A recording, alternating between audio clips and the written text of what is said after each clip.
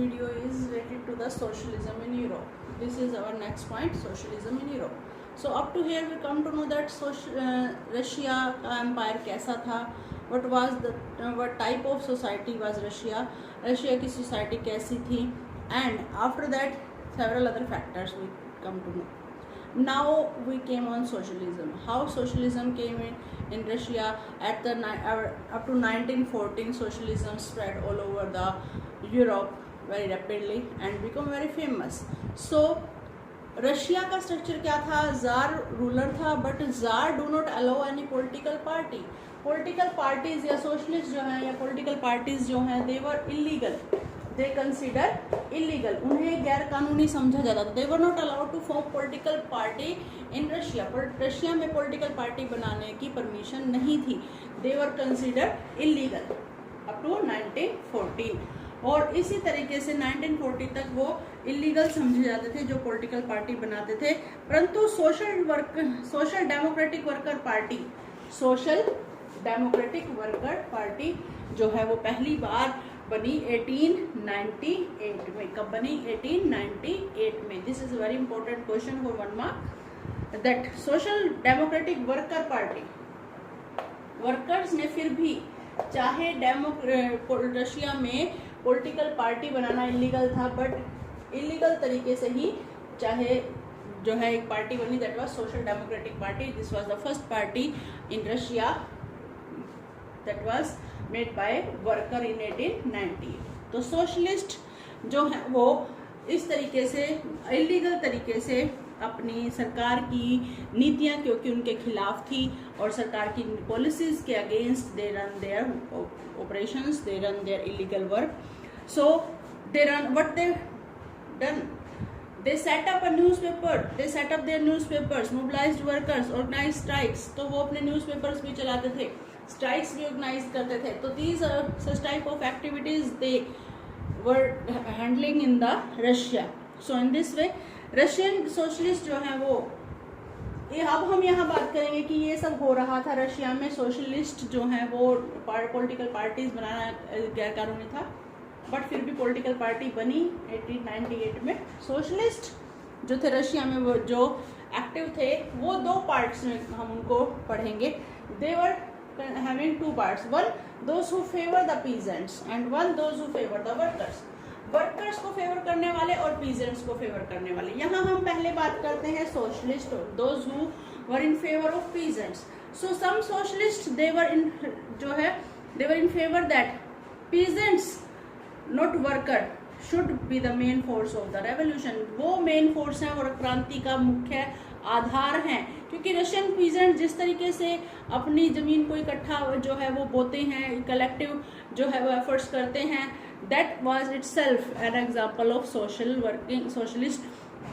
working. Socialist विचारधाराओं का, socialist ideology का ही एक उदाहरण है वो कि workers in what way they were working, peasants in what way they were working in the countryside. That was an ideology, that was an rules. They were following the rules of socialist. तो socialist के ही rule वो follow कर रहे हैं, इसलिए क्रांति को लाना आसान है. Socialist consider that the revolution would be easy because हमारे तो पीजेंट्स पहले ही सोशलिस्ट रूल्स रेगुलेशन के आदी हैं, उनको अपना रहे हैं. But on the other hand social Democrats, so they those who are in favor of peasants, they form a party that was socialist revolutionary party. This party related to the peasants and this was formed in 1900. तो इस तरीके से workers की support में जो party थी, those who believe that workers were the main force of the revolution. तो workers के फेवर में जो पार्टी थी उसका मानना था, जैसे कि लेनिन, इसमें यहाँ हम एक व्यक्ति का नाम पढ़ेंगे, that was Lenin. He was a very important person और revolutionary in the Russian revolution. तो लेनिन जो है वो इसका मानना था कि नहीं, वर्कर्स नहीं, पीजेंट्स नहीं, क्योंकि पीजेंट्स जो हैं they were not united in the groups, they were not united. Some are rich, some are poor, some are middle. So how you can unite them because rich peasants do not get united with the poor, and poor do not get united with the middle and rich. So it would be very difficult for them to get united. So that it was labor worker, those can be united, जिनको सीधा सीधा उनको capitalist के against इकट्ठा किया जा सकता है. तो इस तरीके से डिफरेंशिएशन हो गया पीजेंट्स की सोशलिस्ट और वर्कर्स के सोशलिस्ट, सोशलिस्ट रेवोल्यूशनरी पार्टी और सोशलिस्ट डेमोक्रेटिक पार्टी. और इस तरीके से लेनिन की पार्टी आगे चल करके दो भागों में बट गई. Socialist democratic party that divided into two parts, that was Bolshevik and Menshevik.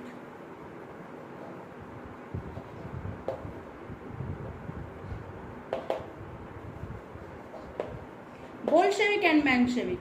तो डेमोक्रेटिक पार्टी जो बहुत बड़े स्तर पर जो है वो फैल चुकी थी.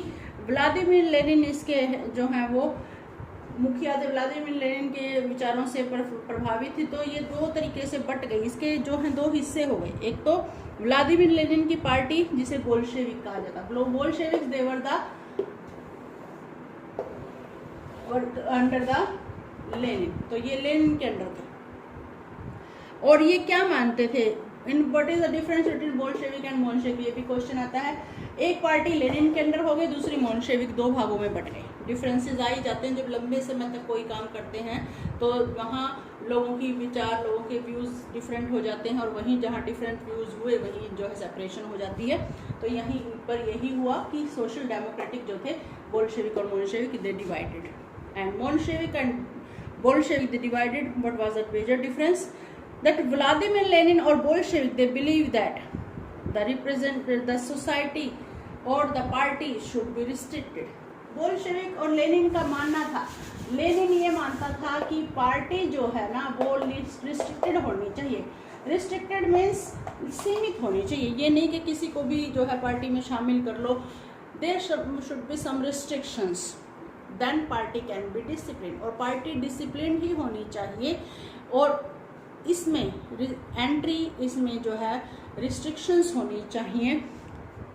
परंतु मेंशेविक का मानना था कि no, party should be open for all. Anyone those who want to become the member they can join the party and there is no need to follow particular rules and regulation. Open party होनी चाहिए. This was the main difference of their ideology, that's why they get separated. So यहाँ तक हमने पढ़ लिया हमारा socialism का, कि सोशलिज्म, सोशलिस्ट जो है वो रशिया में कैसे एक्टिव हुए. तो लेनिन की जो सोशलिस्ट वर्कर पार्टी थी जिसे हम बोल्शेविक कहेंगे, आगे हम यही देखेंगे.